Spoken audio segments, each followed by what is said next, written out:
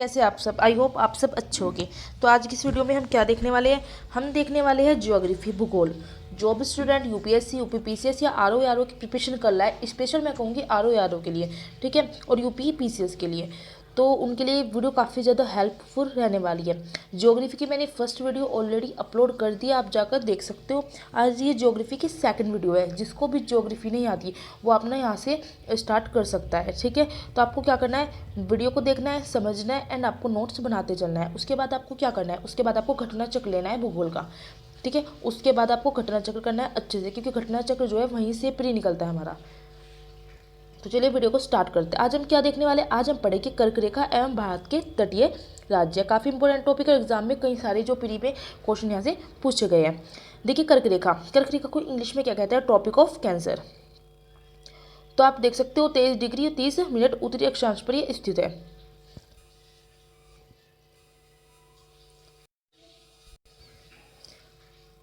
कर्क रेखा प्लस भारतीय मानक समय रेखा मतलब इंडियन स्टैंडर्ड टाइम, ये एक दूसरे को क्या है, छत्तीसगढ़ राज्य में काटती है। ये आपको याद रखना है। कर्क रेखा पर स्थित राजधानी कौन सी है, तो वो झारखंड की राजधानी है, जिसको रांची कहते हैं। पूछा जाता है ये क्वेश्चन। अब कर्क रेखा कितने राज्यों से होकर गुजरती है भारत की, तो 8 राज्यों से होकर गुजरती है। अब ये 8 राज्य कौन कौन से है, तो गुजरात है, राजस्थान है, मध्य प्रदेश है, छत्तीसगढ़ है, झारखंड है, पश्चिम बंगाल है, त्रिपुरा और मिजोरम। ये आपको याद रखना है। तो कर्क रेखा भारत के 8 राज्यों से होकर गुजरती है।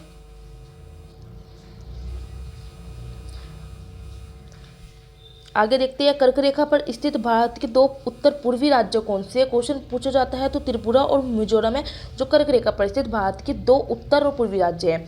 माही रेखा की बात करते हैं तो कर्क रेखा को 2 बार काटती है। कर्क रेखा अफ्रीका महाद्वीप में स्थित जो मिस्र है उसकी नासिर झील से होकर गुजरती है।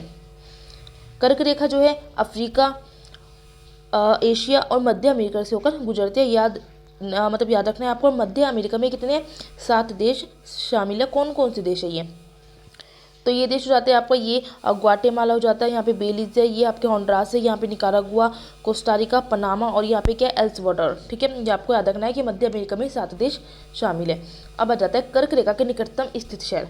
इसमें आपको क्या रखना है, जैसे मध्य प्रदेश का भोपाल, मध्य प्रदेश का जबलपुर, मध्य प्रदेश का उज्जैन। ये इतने मतलब इंपॉर्टेंट नहीं है कि आपको याद रखना है, बट आप ये नाम आपको बहुत ज़्यादा इंपॉर्टेंट है, यहाँ से फिर एग्जाम में भी क्वेश्चन आया है, ठीक है। तो मध्य प्रदेश का उज्जैन आ जाता है, गुजरात का गांधीनगर, छत्तीसगढ़ का जोधपुर, राजस्थान का जोधपुर, छत्तीसगढ़ का रायपुर, झारखंड का रांची, पश्चिम बंगाल का कोलकाता, त्रिपुरा का अगलतरा आ जाता है और मिजोरम का आइजोल, ठीक है। तो आपको ये याद रखने हैं। बात करें अगर हम, तो अधिकतर राज्यों की राजधानी कर्क रेखा से जो है बिल्कुल ना, यहाँ पे थोड़ा सा स्किप हो रहा है, तो छोड़िए, इतना ही है, ठीक है। सरक्रिक पे आ जाता है, ये इंपॉर्टेंट है। सरक्रिक देखिए क्या होता है, एक संकरा नारा या पट्टी जो नदी से छोटी होती है, गर्मियों में सूख भी जाते हैं। मतलब एक संकरा नारा है या पट्टी है जो नदी से छोटी होती है, गर्मियों में सूख भी जाते हैं। क्रीक क्या होता है, विशेष रूप से समुद्र में प्रवेश करने का द्वार होता है क्रीक, ठीक है। और सरक्रिक क्या होते हैं, छोटे छोटे जलकुंड के रूप में समुद्र से लगा होता है। क्रीक ज़्यादातर दलदल से बने चैनल होते हैं और इसी चैनल के जरिए जो नावें समुद्र में प्रवेश करती है, ठीक है। सरक्रिक क्या होता है, वो 96 किलोमीटर लंबा है और भारत और पाकिस्तान के बॉर्डर पर पड़ने वाला डिस्प्यूट एरिया मतलब विवादित मुद्दा है, मतलब भारत और पाकिस्तान के विवादित मुद्दा है, याद रखना है आपको। सरक्रिक जो है, जो गुजरात का रन ऑफ कच्छ है उसकी पश्चिम तरफ है, और ये गुजरात के रन जो कच्छ को क्षेत्र को पाकिस्तान के सिंध प्रांत से अलग करता है, और सरक्रिक जो है अरब सागर में मिलता है। सरक्रिक को कभी वनगंगा के नाम से भी जाना जाता था। ब्रिटिश काल में बात करें तो वनगंगा का नाम बदलकर एक ब्रिटिश कमिश्नर के नाम पर सरक्रिक कर दिया गया, पहले वनगंगा था। सरक्रिक का निर्माण कैसे होता है, समुद्र के पानी के कटाव के कारण। अब देखते हैं कि पाकिस्तान का मुद्दा क्या है, इसके लिए भारत का मुद्दा क्या है। 1914 में बात करते हैं तो बॉम्बे सरकार रिजोल्यूशन के ने जो कच्छ के राव महाराजा थे और सिंध प्रांत सरकार के बीच हस्ताक्षर किए, पूरे सर्किट क्षेत्र को क्या करा, सिंध प्रांत में मिला दिया था। तब से पूर्वी सीमा को ग्रीन लाइन सीमा के नाम से जाना जाता है। उसी समय से पाकिस्तान कहता है कि सर्किट हमारा है, ठीक है। आ जाता है भारत क्या दावा करता है, भारत कहता है इंटरनेशनल लॉ और थारवेग सिद्धांत पूछा जाता है। इस सिद्धांत का नाम आ जाता है कौन सा है, थारवेग सिद्धांत के अनुसार जिन क्षेत्रों में नाव ले जा सकते हैं उन क्षेत्रों को 2 बराबर भागों में विभाजित करने पर ही उनकी सीमा का निदान हो सकता है। मतलब भारत ने तो ये कहा कि ठीक है, हम जो ये जो सर्किल का जैसे ये एरिया है, ठीक है, इसको दो भागों में विभाजित करते हैं, तो ये पाकिस्तान का और ये भारत का। लेकिन पाकिस्तान कहता है नहीं, हमारा ये पूरा ही है सर्किल का क्षेत्र। सर्किल का क्षेत्र पे वे लड़ाई क्यों करते हैं, ऐसा क्या है वहाँ पे सर्किल के क्षेत्र में? तो वहाँ पे मछलियाँ, तेल और गैस का भंडार है सर्किल में। सर्किल एशिया के सबसे बड़े मछली पकड़ने वाले क्षेत्रों में से एक है, ठीक है, इसलिए सर्किल पर अगर गए तो भारत और पाकिस्तान के विवादित मुद्दा है। अब बात करते हैं तटीय राज्य की।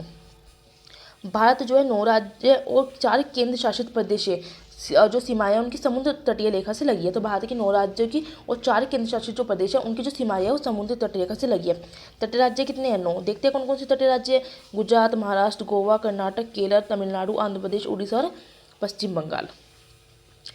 केंद्र शासित प्रदेश की बात करते हैं तो 4 है। कौन कौन से? अंडमान निकोबार, लक्षद्वीप और पौंडीचेरी।